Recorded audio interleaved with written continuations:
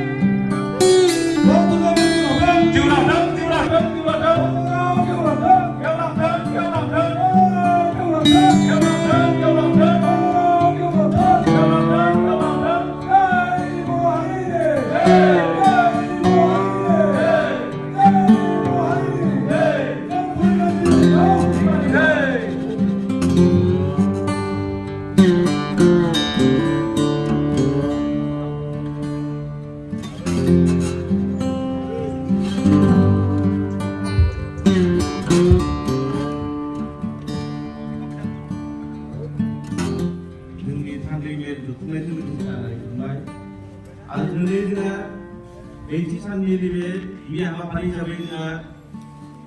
दिनै जोङो बर' थुनलाइ आफादनि जा गोथार जाथा आरो फिरफिला बेखौ जों दिनै बे हाबाफारिनि खान्थि बायदि जोङो बिरहोनो लादों। राङारि अनसुंथाइ होबाय, मदद होबाय,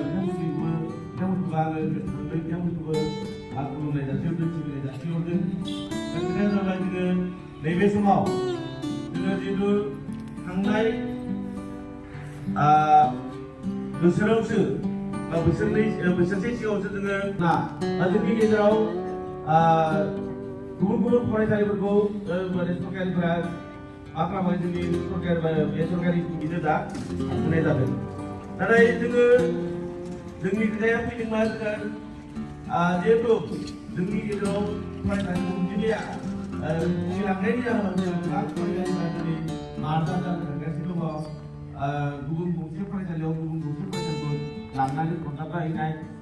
बा फोरोंगिरिफोरखौ बोखारना लांनानै बहाबा गुबुन गावनो बिथाङा जिहेतु फरायसाफोरनि जिथु थुलुंगा बान्था होयो बिगियान आयदानि मानगोनां बिथां प्रताप चन्द्र बर' सारा आरो बिथाङा गावनो ट्रास्ट खुलिनानै मिथिबाय आरो जोंहा बान्था होबोबाय थानाया दिनै गोबां बोसोर जाबाय। बिथाङा 16 बोसोर जाफैबाय देग्लाय। आरो बे हिसाबै आङो जोंनि नैबे फरायसालिनि बा बेयाव थानाय जोंनि फरायसुला फरायसुलिफोरखौ खावलायनो नागिरदों जे जोंहा जिहेतु बिगियान आयदायाव मेट्रिकआव जाय फरायसाया जिल्लानि मादाव हाइस्ट नाम्बार मोनो बिथांमोनखौ बरायनाय जायो। बान्था दङ, बेफोर बान्थाखौ जाहाथे जोंनि फैबाय थानाय जोंनि बे उन्दै फरायसुला फरायसुलिफोरा जायफोरा फरायबाय थादों फरायसालियाव बिथांमोना जाहाथे गोसो होयो आरो बिगियान आयदाखौ जाहाथे फरायनायाव गोसो होयो। जे जोंनिया सानखान्थि आरो बिगियान आयदाखौ जोबोद गोरा होननानै फरायनो नागिरा आरो बेखायनो जोंहा बिथां सानखांगिरि बा बान्थागिरिया बिथाङा बे बान्थाखौ होदों। आं बेखायनो खावलायदों जोंनि फरायसुला फरायसुला आरो बे मोननै आयदाखौबो मोजां होननानै फरायो बेफोरबायदि बान्थाफोरखौ लानो हायो। ओरैनो जोंहा गुबुन मोनसे ट्रास्ट कमिटिया जोंहा जोङो खामानिखौ मावनो हायाखै जे जोङो बेखौ नैबे बोसोराव जोङो एसे गोख्रों खालामथारनांगोन। बेनो जाहैबाय जोंहा सुबुं आखियारि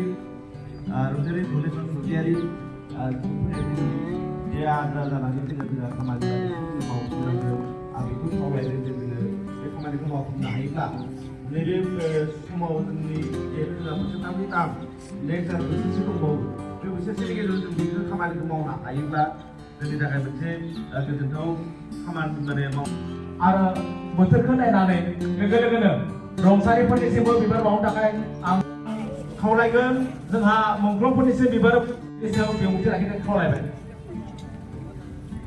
बेनि उनावहाय बिबार बावनो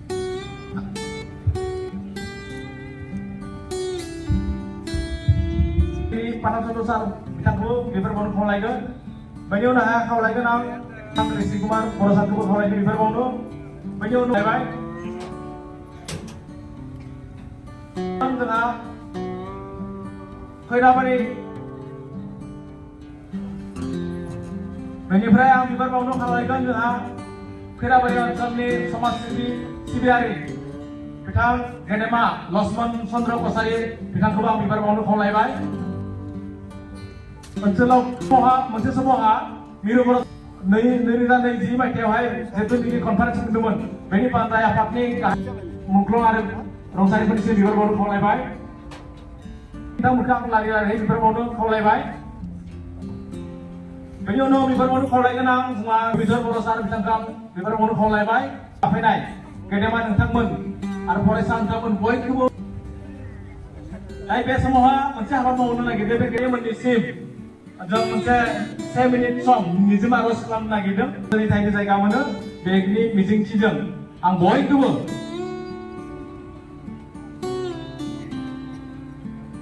आरो बे समाव आं बान्जाय आफादनि आफादगिरि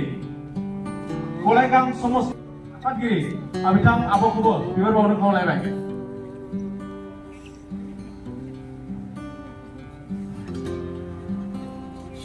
बयखौबो रंसारि आलो गोजोनै थाहैनो जायगा मोनो बिथांमोनखौ गोसोखांनानै बयखौबो 1 मिनिट दिनैनि बे समाव गेजेर फरायसालियाव बाहागो लाफैनो हानाय जोंनि थुनलाइखौ मोजां मोनग्रा रायजो राजा नोंथांमोन दिनैनि बे जा खुंफुंनानै होनाय बे ओनसोलनि गोसो गुदुं भेरगाव जिल्ला बर' थुनलाइखौ गेजेर आरो गोजौ फरायसालियाव खुंनो मुंख्लंफोरनि बे हाबाफारियाव आंखौ बाहागो लानायावहाय माबाफोर गेना गोरोन्थि जायोब्ला निमाहा मोनगोन होननानै आङो मिजिंथिबाय बर' हारिया जुग जुग जारिमिनारि मिथिस'हायै समनिफ्रायनो जोंनि सांग्रांथि गैयैयावनो जानो हागौ जोंनि थांना थानो मोनसे राव नांगौ हारिमु नांगौ गोबां उनावब्लाबो 1952 मायथाइनि आगोलावनो क'क्राझार जिल्लानि मासु गामियाव बर'फोरा खौसे जानानै गावनि बिमानि रावखौ सिबिनो थाखाय फरायनो जों मोननांगौ 1963 आसामनि गायसननाय जादोंमोन होननानै फैयै फैयै जों आरो खन्द रावखौ मोजाङै लिरनो थाखाय लिरनो हागोन नङाब्ला जों दिनै जा थाखो जिनैआव बर' बिजोंखौ थिसननो हादोंब्लाबो जुदि जों जोंनि गुदि फरायसालियाव जोंनि गथ' गथायखौ थिसननो हायाब्ला बेयो आरो 10 बोसोरनि उनाव जोंनि बे जा थाखो जिनै इउनिभार्सिटि बायदियाव मुं थिसनहैनाया बा फरायहैनाया जोंनि थाखाय ओंथि गैयै जागोन जों खोनानो मोनदों फैगौ बोसोरनिफ्राय देग्लाय नङाब्लाबो फैगौ बोसोरनिफ्राय जोंनि दिल्ली इउनिभार्सिटियावबो बर' बिजोंखौ थिसननाय जागोन होननानै जोंनि थुनलाइ आफादनि गेदेमा बिथांमोननिफ्राय जों खोनानो मोनदों बे जोंनि थाखाय एसे गोजोनथाव एसे गोग्गाथाव नाथाय बे अबस्थायाव जुदि जोंनि गथ' गथायफ्रा बिमानि रावजों सोलोंथाइ लायाब्ला बिमानि रावखौ जों अनसायनो रोङाब्ला बेयो जोंनि खुगानिल' राव जानानै थागोन बर' राव गेवलांथों बर' बिमानि जै जाथों होननाय बे बाथ्राया जोंनि खुगानिल' राव जानानै थागोन बेनिखायनो साफ्रोम बर' बिमाया गावनि गथ' गथायखौ बर' बिजोंजों सोलोंथाइ होगोन जों बर' राव सोलोंगोन बर'नि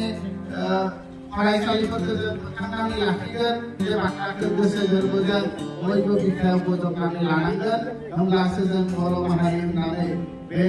आसाम हादर एबा दुलाराय बुहुमाव जों सिनायथि होनो हागोन